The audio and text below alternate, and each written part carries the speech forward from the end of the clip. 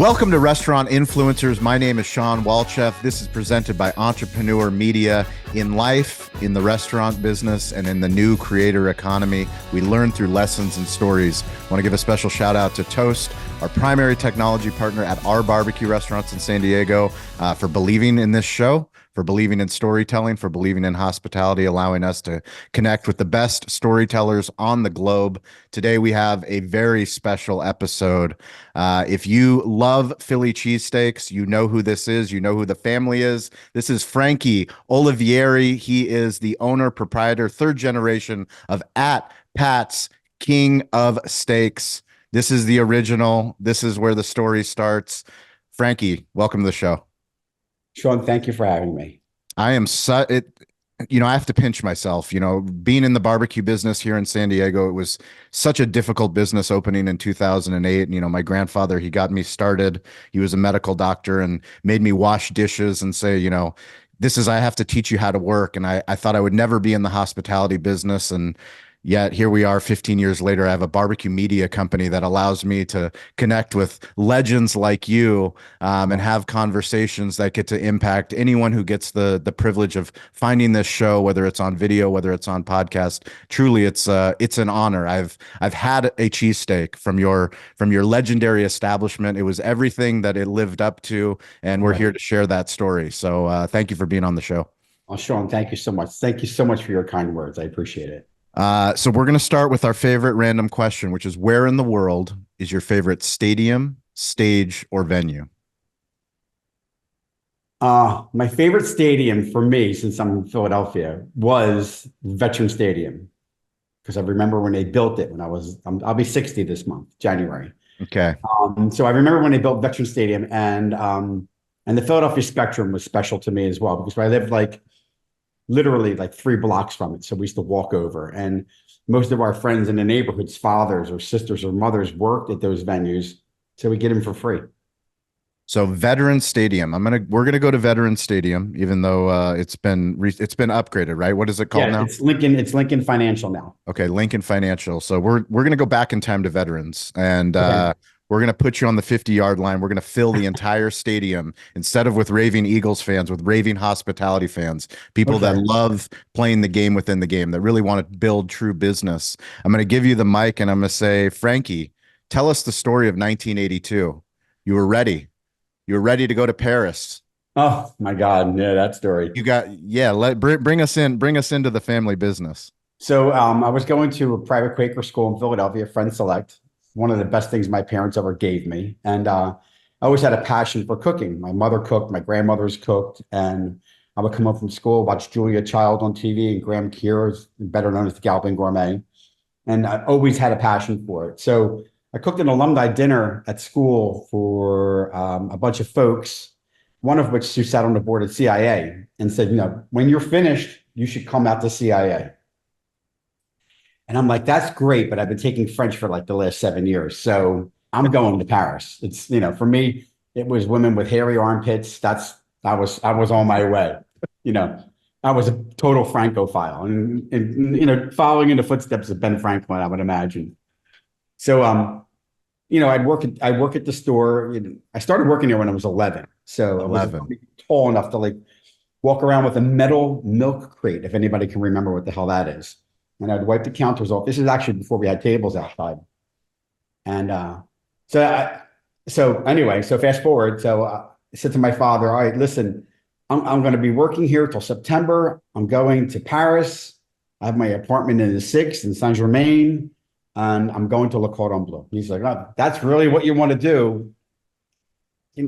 This is here. It's running. You want to put parsley on a dish? Or you want to put money in your bank account, it was one of those deals. So I said, all right, I'm going to stay till September. So September came, and we had a manager who was working for us who left, and I just stayed. I stayed on, and I did private lessons with famous Georges Perrier in Philadelphia to further my culinary experience. Took some lessons, anywhere I could find places, French Culinary Institute, whatever. And then finally, at 47 years old, I had a choice between, taking flying lessons or playing with knives and fire. And I figured knives and fire would probably be more dangerous than flying for me. So I went to culinary school in Philadelphia at the restaurant school at Walnut Hill College. And it was amazing. It was fun. What did you learn from school that you implemented into the business? Well, I learned it actually humbled me a lot because I've always been my own boss. I mean, I've had my family as my bosses. So I've never really been a boss on my own, like had been told or led in a way like that before. Like this is the proper way to break a chicken down, or this is the way we do cost control in school, where I learned on the job. So at one given point for a short period of time, I was actually like, I'm not taking this cost control class. This is what I do every day. I mean, so can I teach the class? So it humbled me in a lot of respects that I found out what it was like for other people coming up in the restaurant industry, what it was like for them and the trials and tribulations that they went through as younger folks. Where fortunately for me, I didn't see that because I worked for my family, which could have been like a double-edged sword. It was good, it was bad. A lot of responsibility was put more on me than my peers at work. So yeah, I don't know. I just it kind of rounded me out, so to speak. Can you share with us the origin story of the Philly cheesesteak? Origin story, sure. So my great uncle Pat, my father's older brother, and his brother Harry, my grandfather, were selling hot dogs during the Depression, right across the street, at an open-air hot dog stand. And when the boys came back from the war, from the First World War, they brought Frankfurters and they brought pizza back. Hot dogs were all the rage, and so was pizza, but more especially in New York for pizza. And the Italian communities in Philadelphia as well. I'm not going to say New York was responsible for everything, because most New York cheesecake is made with Philly cream cheese. So, they were selling hot dogs every day. And at the base of the world famous Italian market, where our store is located, which is like 130-year-old open air market, the oldest in the country, they had their hot dog stand. They ate hot dogs every day. They sold hot dogs every day. And one day, my uncle Pat got so tired of eating hot dogs, he said to my grandfather, "Go down to the butcher and see what trimmings he has from ribeye, and bring it back, and we'll make that sandwich that we always like to make." So grandfather runs to the butcher, brings it back. They cook it up on the open air hot dog grill with a flat top at the time. The condiments were onions, and they had a loaf of Italian bread because we're in the Italian market. And they cut it, made it, put it together. And as my Uncle Pat was getting ready to take a bite of his sandwich, his cab driver, Mr. Schwartz, came by, who ate hot dogs every day, and said, "Wow, Pat, that looks really great. Make me one." He said, "Well, I only have enough for myself, but since you buy hot dogs every day, I'll give you half of mine." Broke the sandwich in half, gave it to the cab driver, took a bite and said, "Forget about hot dogs. This is the sandwich you should be making." And that was the invention of the Philly steak sandwich. That's incredible. It's an incredible story.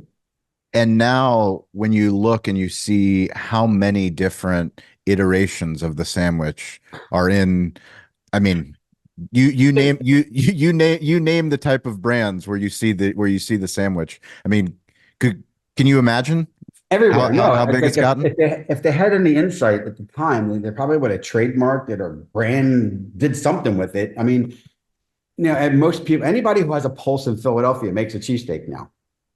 And I'm in South Florida. There's plenty of transplants from Philadelphia down here that make their version of cheesesteaks. I guess some are good, some are better than others. But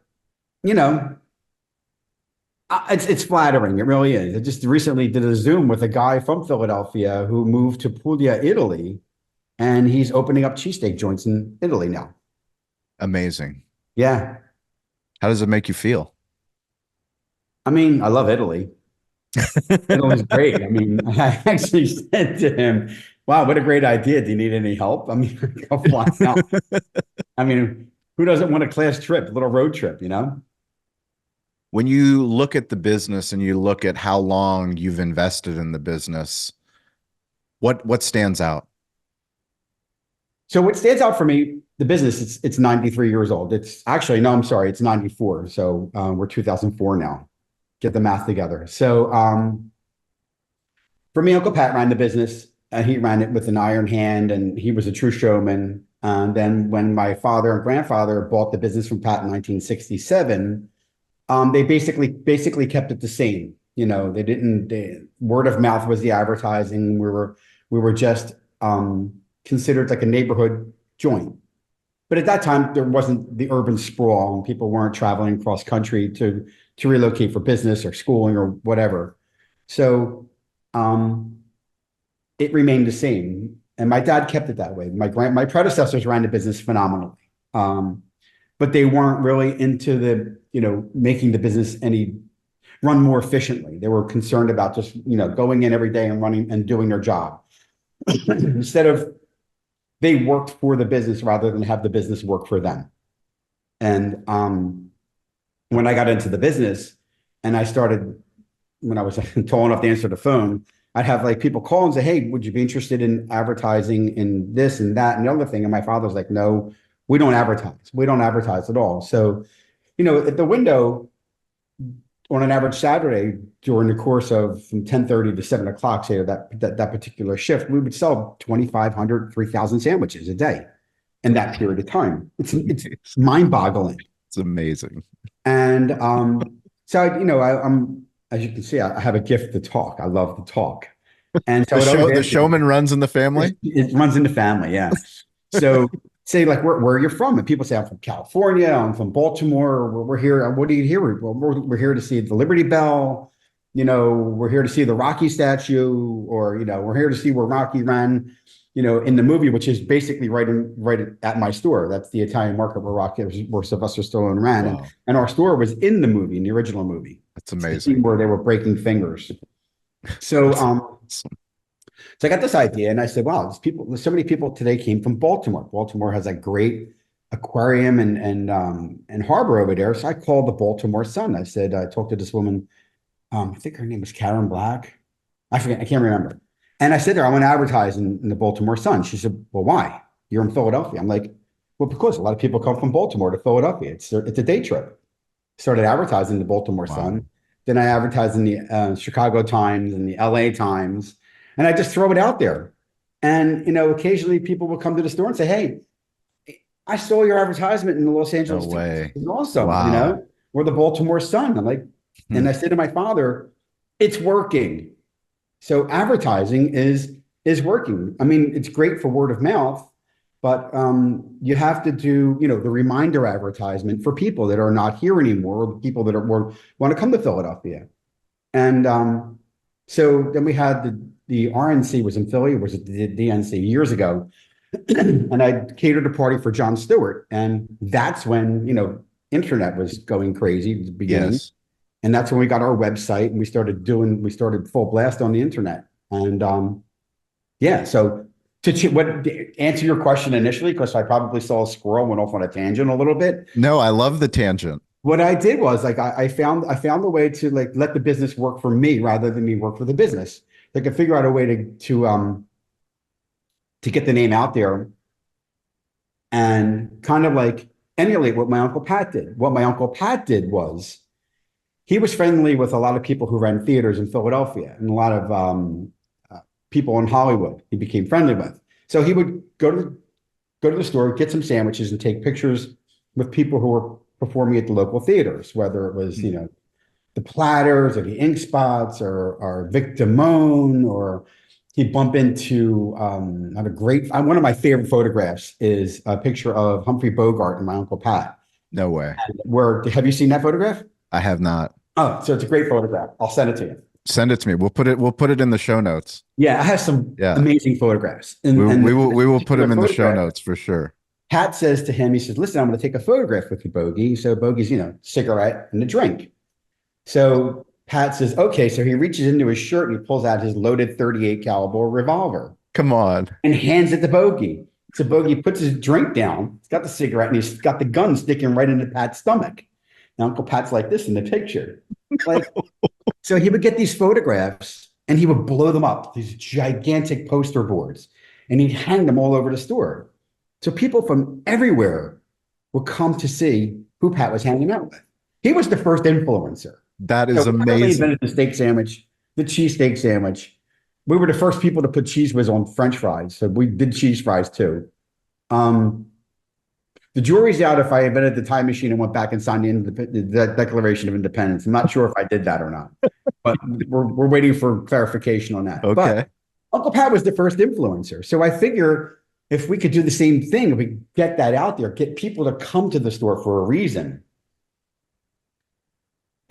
They taste our sandwich and say, okay, it's better. It's better than this one. It's not as good as that one. But still, you get them there and they would create a memory. And food for most people, you being in barbecue right now, I'm thinking barbecue. There's a place right on Federal over here. I want to go to barbecue because I love barbecue. Yeah. I'm like an amateur barbecuist. So for me, when you create a food memory like that, it sticks with you forever. Like I'm sure you remember the first time you had barbecue, right? Of course. Absolutely. Do you remember the first time you had sushi? Of course. Yeah. See, and people remember their first cheesesteak. And they remember their first, old-fashioned cherry Coke. Yep. You just remember that stuff. So you create food memories. But getting back to the influencer thing. So in the 30s, Uncle Pat had an inexhaustible supply of meat. People thought that because my grandfather at the time ran a forklift at the Philadelphia Navy base, and Uncle Pat worked at the Radio Flyer Sled Company. They're like, where are they getting the meat from? They're probably getting old cavalry horses from the First World War, and they're selling horse meat because you had bread coupons, gas, sugar. You couldn't get anything. So Uncle Pat said, this is ridiculous. So he gets a mason jar, and he puts $10,000 in cash in a mason jar in the 30s. That was like $1 million, right? Yeah. Standards. You could buy a Bentley for $10,000 back then, whatever. And so he said, I'm going to give anybody $10,000 if they could prove I'm selling horse meat. So people came from everywhere, all over the country, flocked to the store. It's amazing. It's like P.T. Barnum. Exactly. P.T. Barnum. Phenomenal. But no one can ever prove that he was selling horse meat because he was the one who started the rumor. Where did he keep the jar? He kept it right out front, right next to the cash register. Now with him, it was probably like $100 bill and like a bunch of ones. Yeah. Or maybe like cut pieces of paper, butcher paper. But the story works and the story becomes a legend. Like people came from everywhere. Of course. Tell me the Jon Stewart story, because that is the beginning of the internet. And I'd love to hear how did that come to be and what came because of it? So the Jon Stewart story is that he called and said, listen, I want authentic. He called himself. Yeah. Well, his people called. His people called. Okay. I wasn't, No, his people called and they asked to talk to you. Yeah, how does it work? Can't roll with them quarters. I know. How does it work at the shop, though? At a shop as busy as yours, I'm sure you get calls all the time. At the time, I answered the phone because I was probably there more often than I am now. And he's like, I'm calling for Jon Stewart. He's running a party for the RNC or the DNC. I can't remember which because whatever. And we want you to make cheesesteaks. Do you ever do that? I'm like, no, we never go off location and we never make them.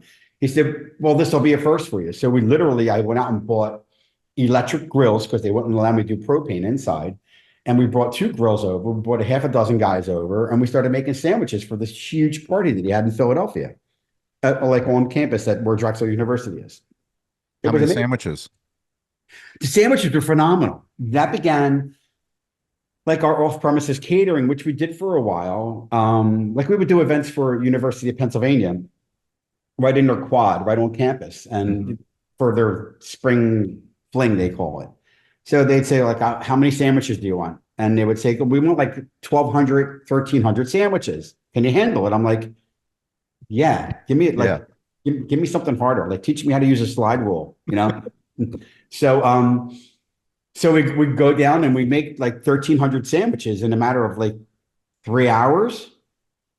It's incredible. Outside. What's the most sandwiches you've made in a day? Oh, wait, is the IRS out there? No, the IRS doesn't listen to the show. You never know who's listening. You never know who's never know who's standing at your counter. I'll tell you a story about that often. I want to hear that story for sure. I know a guy who's got a pizza parlor. Anyway, so I don't know, we're probably probably close to 5,000 sandwiches in a 24-hour period on a crazy Saturday. It's not like that anymore, though, because there's so many, you could trip over cheesesteak places in Philadelphia now. So like I was explaining to the guys that work for me have been with me. Most of my managers have been with me for like 40 years. We all grew up in the business together. You know, I'm like, yeah, we're busy, but we're not busy like we were before. Like before we sold twice as many sandwiches as we do now with half the amount of people working. Yep.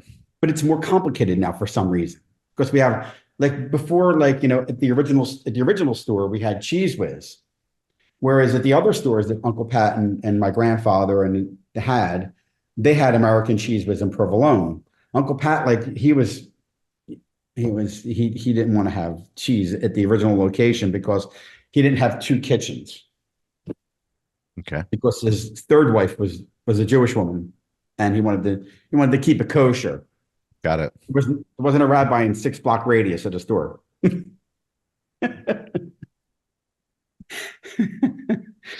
So for as far as the kitchen goes, you guys are undergoing a renovation currently.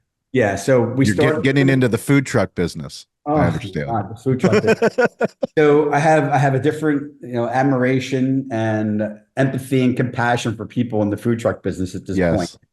So, you know, our building, if anybody's familiar with it, you Google it, it's literally, we're the triangle of a 3-street intersection. I'd probably say that where we actually where we cook our sandwiches is probably less than 500 square feet. That's incredible. It's less than 500 square feet. It's unbelievable. Very, very narrow. So it's literally unbelievable. Unless you've seen the operation, it's the amount of volume out of 500 square feet. Very tight. So, I mean, since I've taken over the business, I've bought commissary a building across the street where we actually house and cut the meat and cut the onions and cook the roast pork and then bring it over and use it for storage. And my office is across the street. So the building was probably built in the mid to late 1800s because at the time, the recreation park across the street was a cemetery. And there was a tombstone place right across the street and a funeral parlor. And people used to say that they used to bomb the bodies in the basement of our store, but I don't know if that's actually true or not. So the building needed to be renovated. We had it done like probably 30 years ago, and it was basically like putting a Band-Aid on something that needed a suture or 10. Yep. So, I remember when I was a kid working in there, we still had the original wooden floors in the building. And I remember one day cutting bread and I fell through the floor and like my right knee is basically in the basement. No and way. My father said to me, "What are you doing?" I'm like, I just fell through the floor. He said, "Stop playing around because you're dancing around, listening to music over there." So he said, "Get your foot out of the floor and come over." He hands me a screwdriver and a pliers and tells me to take the stop sign off the pole outside. And he screwed it to the floor. That's the way they fixed it, where they take the top off of Cheese Whiz cans and screwed them to the floor. Because that was old.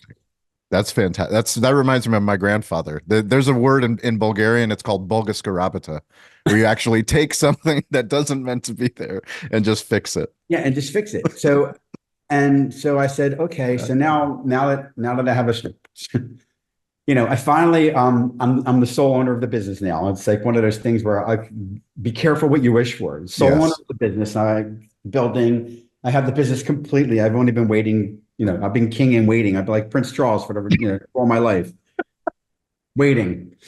So be careful what you ask for. But I have much better teeth, and yeah, much better. Much better teeth, and So like I got to redo the whole building. It's like I had to redo. So we started at the roof, and we redid the second floor, and then we came down and we did the back portion of the building and put stairs inside and put stairs in a different place and allow for more room out front. So now we'll have 502 square feet out front to cook instead of 500. So two extra it feet. came time to like do the front of the building, and I'm like, I can't close. The neighbors will come over. We've been 24 hours a day since I guess probably the mid 30s when Uncle Pat said, "I have to leave somebody here cleaning. They might as well sell sandwiches and coffee." I love it. 24 hours. We used to close Christmas, Easter, Thanksgiving, and New Year's, but now we close Thanksgiving and Christmas. But this year, since the Eagles played Christmas Day, we opened. Yep. So And that wasn't my idea. It was one of my managers. He says, listen, I'll take my wife and my kids in. We'll come in. Well, I'm okay, fine. Yeah. You know how that goes. He said, well, I have to be here anyway. I'm watching the store, so I might as well open. I'm going to be bored out of my mind. Anyway, so now you come to the juncture where we have to like close the front and redo it. So rather than, all the neighbors that aren't from Philadelphia now, all this influx of people that come from all different places because it's too expensive to live in parts of New York, but it's easy to take the train and work from home 3 days a week if you're working in New York. So I said, okay, I can't close. I can't lose that portion of money from January to hypothetically May, because we have spring training coming over there. We have the Eagles possibly that could be in the Super Bowl. Yep. Or the playoffs. And then, everything else is in between that. So, and then there's the issue of our takeout business, which is DoorDash, Grubhub, and Uber Eats, and then our nationwide delivery with Goldbelly. Yep. So I can't close. It's impossible. That's the stuff that makes me not own a red pen. So if anybody knows what I'm talking about, raise your hand. So, yeah, no red pens in our building, thank goodness, because I just look for different. Listen, I can't reinvent the cheesesteak. Yes. I can reinvent the way you get it. And that's important. So close the store, build the food truck. I mean, there are other people, like I have a dear friend of mine, Steve, the Prince of Steaks in Philly. He basically replicated our store, and he has 2 food trucks, and they're booked for 2 years out. He's got a third one coming. So I figure we do a lot of events like where we can go off location and do it, but it's time consuming to load grills onto a trailer and take everything over. So I figure, all right, so the food truck could basically pay for itself, and it could be, for lack of a better term, a better vehicle to opening multiple locations rather than having brick and mortars. So that's what we're going to do. We're actually just kind of like, as a goof, put it up online. It's called Pat's on Wheels, but it's Pat's Wheels 1930, I think, is the Instagram for the truck. We're booked for like 18 events already. That's amazing. I have David Cohen, who is from Philadelphia, and he's the ambassador for Canada. So for the last 2 July 4th holidays, he flew us up and we made cheesesteaks. This year we're driving the truck. That's so cool.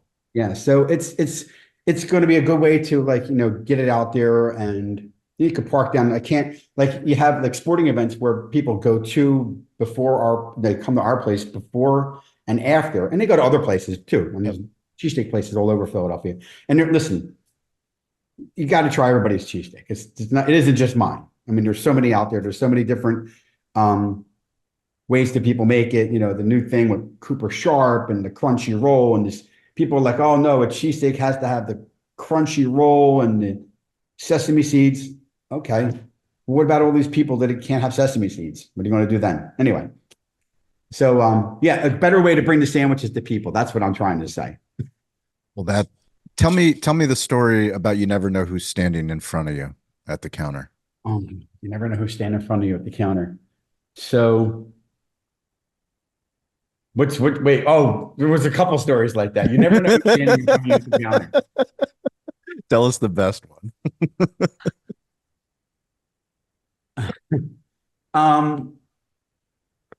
I could tell I have a ton of stories, but right now you just threw me off. You never know who's going to come to the counter. I was doing a little thing for a friend of ours 2 years ago. And I'm talking to a bunch of kids that are 15, 17 years old.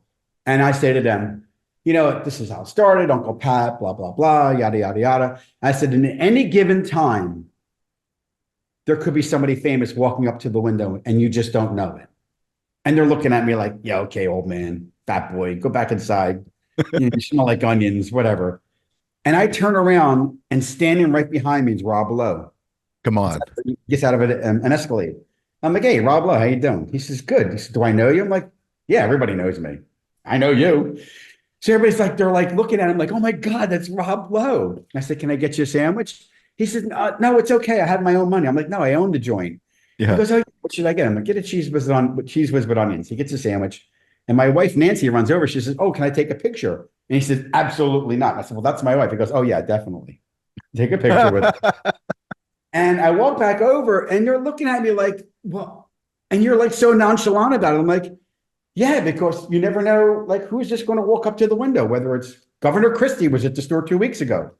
With Kiefer Sutherland just popped up Yep. the store like last week it was. And Your Instagram's amazing. The it's funny Instagram of because like who the people of who's who coming to eat a my God, cheesesteak is so unbelievable. funny. Like I remember like I was like Henry Winkler used to come to our store all the time. Whenever he was remotely near Philadelphia, he would come to the store and he would sit and talk to my father. We actually made it into one of his children's books.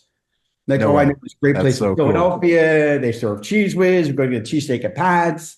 I mean, Rob Reiner would come, like he would come with his bucket hat on and he would like run back to the car because, you know, Philadelphia is a tough joint. I mean, we throw snowballs at Santa Claus. We know. We're like, yo, Legend, meathead, legend of what are you Philly. We doing, know. meathead? You know, then you have my night crew's there and what's the Zuckerberg pulls up in a limousine. No way. Yeah, and he gets out of the car and he says, "Can I have like 6 cheesesteaks with onions?" So he hands, at the time we didn't accept credit cards. We do now, and he hands a credit card. He goes, "Oh no, it's cash only." So then he had like $40 on him. So instead of my manager It's saying, not surprising that it's Zuckerberg okay, didn't take the have cash sandwiches. on him. You know, take the sandwich. He goes back to the limousine and gets the money. So my manager's busting his chops. He said, "Do you want a receipt?" He goes, "No, I think I'm okay." And then he puts up on the internet. He says, "You know, I went to Pat's, the best cheesesteaks in the land." And people are like, you know, so brutal online. You know, what's Brutal. he know? Guy's a friggin' billionaire. He knows Yeah. something. He knows more than you do. You're in your mother's basement playing fucking Dungeons and Dragons. Like, what does he know? Exactly. Seriously.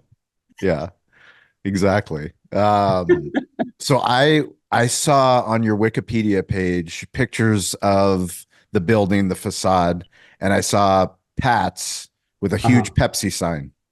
Yeah. And then I went to Google and looked at updated photos, and it's Pat's with Coca-Cola. Can you tell us the Pepsi Coca-Cola story? Yeah. So we were, And sorry if it's sorry if it no, brings no, it's a great story, but there's a couple stories intertwined with it. Okay, fair enough. It's a living thing. So Uncle Pat started the store and he had Coca-Cola products back in the day at the bar, bottles, when it actually had real cane sugar in it, like from Mexico. Yep. So he had one of his best friends was this guy named Tony Mbezi, who had a horse and a wagon and sold this carbonated beverage off the back of his truck, off his wagon. Yes. Says to my Uncle Pat, "Listen, Pat, for $50, you get a horse. You love horses. You got horses. Get the wagon, and you could be my 50% partner. I'm selling this lemon lime stuff off the back of my horse and wagon." And he's like, "Pat says, I'm trying to make ends meet over here, selling steak sandwiches and coffee. I can't even pay my own bills. You want me to get a horse? I got to feed it apples, scoop the shit. No, I'm not doing it." Well, Tony Mbezi was the guy that invented 7-Up. Wow. It was invented like 3 blocks from our store. Come on. Uh, I didn't know I was going to get the 7-Up story. It's You fantastic. got the 7-Ups, you got the bonus story. So we were a Coke house forever. So with my crazy reminder advertisement ideas, I would drive in I lived in New Jersey at the time in my previous marriage. And I drive in there and I'm looking at all these billboards. I'm like, oh my God, these billboards are horrible. So I had this thing going on. It was called Media Monday, where I had a bunch of media guys and girls come in and we would just like brainstorm on a Monday morning in my office. Is total chaos. It's like, it's an HR nightmare in my office on a daily basis, but Monday mornings were even worse. Nightmare. Zero fucks given. Zero. I have a plaque on my desk. I'm the fucker in charge of you fuckers. Anyway, so we started coming up with ideas. So this guy, Don Snyder, he was working at this Philadelphia Weekly magazine. It's like there's like 2 stories. It's like a 25-page paper, but the front 3 pages were stories. And the 21 in the back was all like,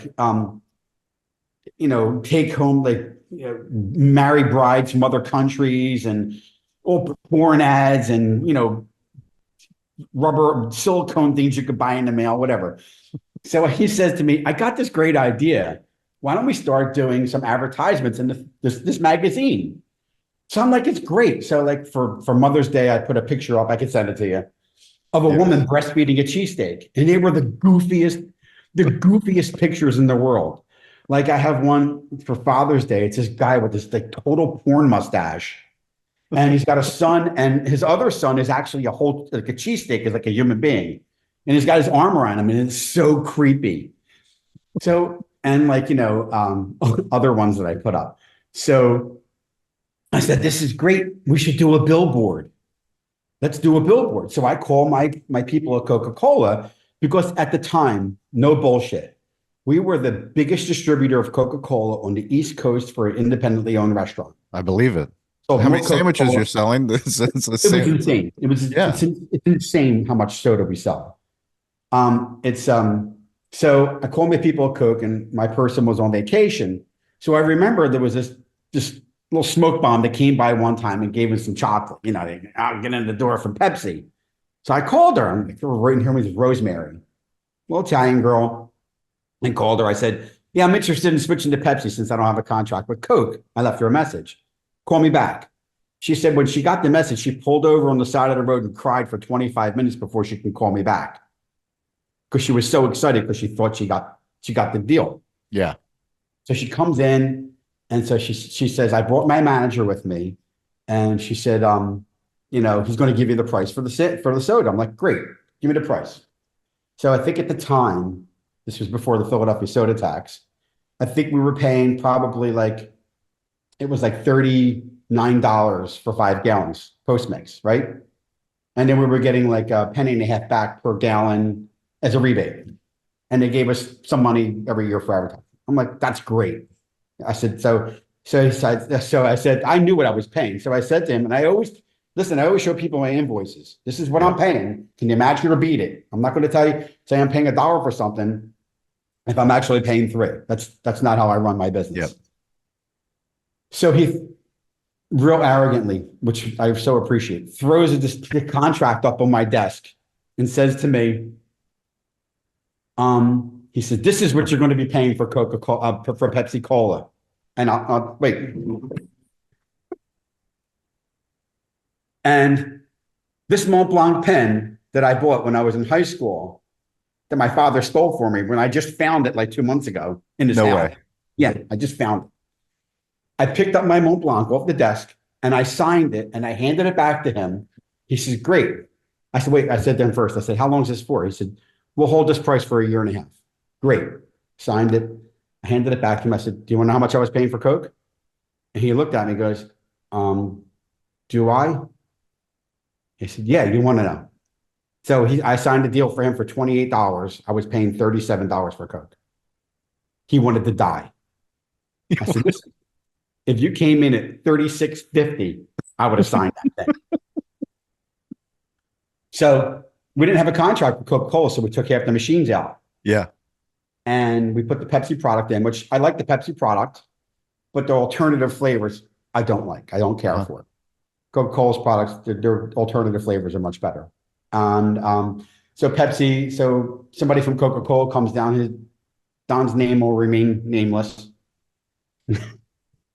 Don's name. And he said to me, oh, you're killing me with the advertising. I was like, every time NFL comes down here, they're shooting the sign. Yeah. Every single time. I asked you for a refrigerator for my garage so I could put Coke in it. I mean, and you laughed at me. It's fine. Long story short, I won't bore you with the details of that. He said something a little off color to me, and I'm like, okay, no problem. I took the second set of machines out the next day and put Pepsi and threw them in the street. And I told him, come and get your machines. The bus can't get by there. Except the people are very angry. Except as the bus authority in Philadelphia. So I put all the extra product that I had and all those machines in the middle of the street. So we went to Pepsi. Then the signs that they put up on the roof, they spent a fortune on the signs, actually, because the roof was built by Ben Franklin or somebody, William Penn maybe. The signs were blowing in the wind. They didn't secure them right, and the roof started leaking. So I got all the signs and threw them in the trash. And then all the bigwigs from Pepsi came by. They're like, where's the signs? So I threw them away. They made the roof leak. So then we went back to Coke. What does it mean for you to have a partnership, a proper partnership? A partnership. Yeah. When you're talking about with vendors, with the things that you I choose thought to. you meant with Yeah. partners. No. There's When you partners and no partners. exactly.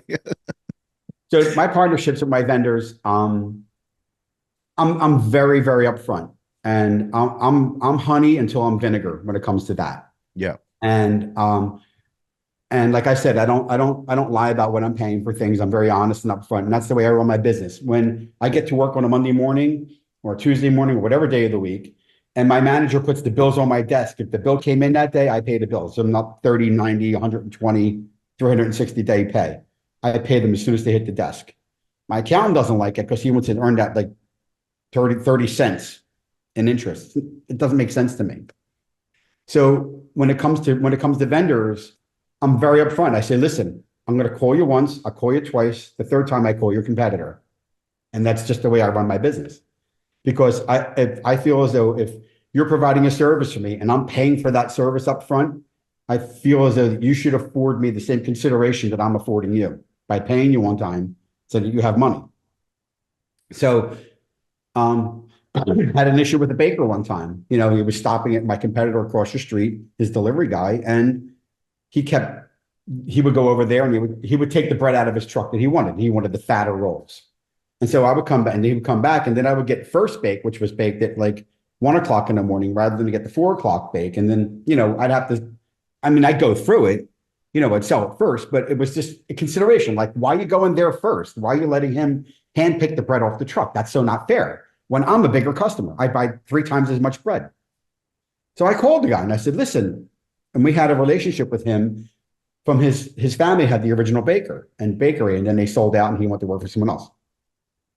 Guys, this is what's going on across the street. No, it's not. Oh, well, now you called me a liar. Strike one. Because out of all the things I can lie about, I'm not going to lie about that. So I called him again. I said, it's happening again. And he said, no, it's not happening. So the third time it happened, it was a Saturday morning. I'll never forget. I called his competitor who I had first, but they couldn't keep up with me. I called him. I said, listen, drop off 2,500 loaves, 7 o'clock in the morning, Saturday, you're back in. So they got the bread and they delivered the bread, and we're inside, we're cutting the bread. And all of a sudden the other truck pulls up and he's like, I got your bread. I'm like, I don't need it. I told you, guy, go give it to the guy across the street. He'll sell it. And he called me, he says, I just put a $300,000 oven in. I'm like, it's not my problem. It's your problem. Because you didn't listen to the 2 phone calls. So, but we still have a great relationship. We're still friends. And occasionally I get stuff from them, and their product is amazing. They serve other people in Philadelphia. It's just that when I tell you, I'm like, this is what I want. What is Philadelphia hospitality? Philadelphia hospitality is, it depends on where you are, what you're eating. Philadelphia is so fortunate to have some of the best restaurants in the country. We have some of the best ethnic food everywhere. It's very diverse. But Philadelphians are concerned, Philadelphia restaurateurs, in my opinion, are concerned. They want people to feel at home and feel comfortable and enjoy their food. And then they want to turn the table. And for you, what is Philadelphia at Pat's? Oh, what are you going to get for someone that hasn't experienced Pat's? Explain hospitality at your counter. Hospitality is somewhere between going to the French Laundry and that hot dog joint in Chicago where the women yell at you all the time. Yes. It's somewhere between that, maybe a little closer to the hot dog joint. It's all outside service. So if it's 20 degrees out, you're outside in the cold. If it's 103 out, you're outside in the heat. People calmly waiting in line for the most part. Daytime, not night. It's a little bit different at night. And, you read the sign and tell you how to order your sandwich if you want it with onions, without onions, the cheese of choice. At one time, the sign still says, actually, have your cash ready, because we were cash only. You come up to the window and you order. So if you want a cheesesteak with onions, you say, give me a cheese whiz. And the standard cheese is Kraft Cheese Whiz, #1 seller by far. People are like, oh my God, it's horrible. It's, listen, I don't have anything in my freezer except ice cubes and Haagen-Dazs and Stolschneier vodka, What kind of Haagen-Dazs? a rum raisin. Okay, rum raisin, really? Yeah. So, so I mean, I only eat, and I'm classically trained French, so I don't eat I don't eat processed food. I don't go to other places. I'll go to the Shake Shack. I'll go to places like that, but I don't get other places where you see on the internet where they have the food and sitting on their desk for like a year and a half and it doesn't have mold on it. Yeah. So the only processed food really I eat is Kraft Cheese Whiz. And for me, it's the number one cheese. We have provolone, American, and Cooper Sharp because everybody wants Cooper Sharp now because everybody wants Cooper Sharp. Because why? I don't know. Maybe. Anyway, so you get to the window and you order what you want. So if you want a cheesesteak with cheese whiz and onions, they give me a cheese wit, WIT. We shorten it down. Where my competitor across the street, he always said, no, we say with because we know how to talk. Okay. Now he says the same thing. So if you want a Provia without, American without, pizza steak with, pizza without. And then you go down to the soda window where we have French fries and cheese fries and sodas. We have hot dogs still because we started selling hot dogs originally. We still have potato cod cakes. We've always had those. But now I noticed there probably aren't a lot of Catholics out there anymore not eating meat on Wednesdays and Friday. So we don't sell as many of those. And we still have our incredible pork, which is kind of like it's our undercover sandwich. Like you go to other pork places in Philadelphia, there's some great pork places. There's John's roast pork, which has been around since 1930. And he's been in business all these years. I think 10 years ago, he started making cheesesteaks. Now, he won a James Beard Award for his cheesesteak. Wow. Okay. I guess if I made one cheesesteak a day, I can get a James Beard Award too. No. Anyway, so, and then, but there are other great places in Philly where I go for roast pork. I love our roast pork, but there are places that I like, Philly roast pork is just like, it's a Philly thing too. So every single Wednesday and Friday, we get together on LinkedIn Audio. It's a chance for you, the listener, the viewer, to come on stage, tell us about your restaurant, tell us what you're building. If you're a creator, we want to know about you. That way, maybe one day you'll be on this show, Restaurant Influencers, or our other show, Digital Hospitality. But that's Wednesday, Friday. If you want to get in touch with me, it's at Shawn P. Walchef. ShawnPWalchef. We also do a social shout out. So we've got a lot of digital hospitality leaders that join that call on LinkedIn. This week, it goes to Matt Wampler. He lives in Philly. He is building a technology company called ClearCogs that helps restaurateurs with inventory management. Matt, we appreciate you. We appreciate you joining the call. I'm a huge fan of your work, but I wanted to give you, Frankie, a chance to one person. Give me one person you want to give a shout out to on Entrepreneur. I don't want this whole team bullshit. I need one person singled out. At my store? At your store, on your team. And my Tommy. And I need a story about him. My Tommy Francano. He's been my manager for 43 years. He started before I did. And he would say, when I would come to the window, when I was like 15, 16 years old, I'd come up and I'd order a double meat cheesesteak. And he'd say to my manager, Lenny Dobbs at the time, who's this effing strapper coming over here and ordering double cheesesteaks? And Lenny would say to him, Tommy, that's Frankie Jr. He's going to be your boss someday. He was right. Tommy. My Tommy, he was right. So before I let you get out of here, I want to ask you some smartphone storytelling questions. I got to ask you about, do you have an iPhone or an Android? iPhone. What version? 14 Max Pro. 14. Do you always update your software? Yes. What is your favorite app? Zillow. Zillow. It's a great app.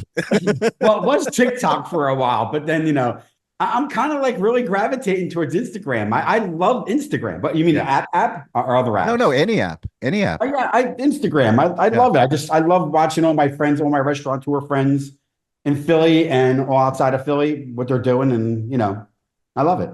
Do you prefer phone calls or text messages? Oh, phone calls. Dude, I'm going to be 60 this month. What does that mean? It means I'm old school. It's like if you're going to take the time to open your phone, put the code in, text, and not spell shit right, just call me. Do you leave voicemails? Yes, I do. Are they good? Or are They're they not. quick? Are they quick? I mean, I'm not going to win a Pulitzer Prize for my phone messages, but you want to nominate me? I mean, Do you prefer text messages or emails? um, I both. I'm on the fence. How many emails do you get a day? Oh, geez, I have like 6 different email addresses. Like I go through, I have like 150 emails a day, more than 150. What are your favorite emails to get? My favorite emails to get are from my accountant, Donna, who's saying to me, please send the sales tax information over. Did you talk to American Express yet? I can't get it to work with QuickBooks. It's constant. And she sleeps less than I do. She texts me at 3 o'clock in the morning like I'm laying next to her on the sofa. Where do you listen to music? Which platform? I listen to iTunes and Pandora, and I have a bunch of stations. Do you prefer photos or videos? It depends who's holding the camera. Do you take photos or videos? I do photos, yeah. You do photos. What's your favorite photo that you can see at if we come to Pat's? Which is your favorite? Which one would you want to would you want to make a billboard? One of my favorite photos is of Uncle Pat with Larry and Curly from the Three Stooges. No way. Yeah. That's cool. It's Boss. Yeah, it's Boss. It's really cool. We just wrote a book too. Who did? We just wrote a book. It's called Legacy. It's like little Beautiful. anecdotal stories. Is it available online?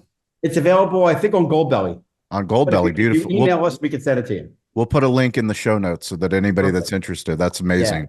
And then if anybody's interested in booking you for events, once the food truck is live, we'll also put links in there for that. Pat's King of Steaks. That's where you can find him on Instagram. Frankie Olivieri. Frankie, it's, I mean, I know that I'm doing everything I'm supposed to if I get to talk to legends like you. This was phenomenal, man. I really appreciate you sharing your wisdom. You're a legend. You're Awesome. making it happen. This is awesome. Hey, a barbecue business can become a media business. Anything can happen, right? Yeah, I mean, Franklin's doing a pretty good job of it, right? We're all trying to find ways to be more profitable. And it's only salt and pepper. It's only salt and pepper, brother. That's right. That's right. Well, Frankie, we appreciate you. Thank you guys for listening. As always, stay curious, get involved. Don't be afraid to ask for help. And we will catch you guys next week. Be well. Thank you so much. Peace.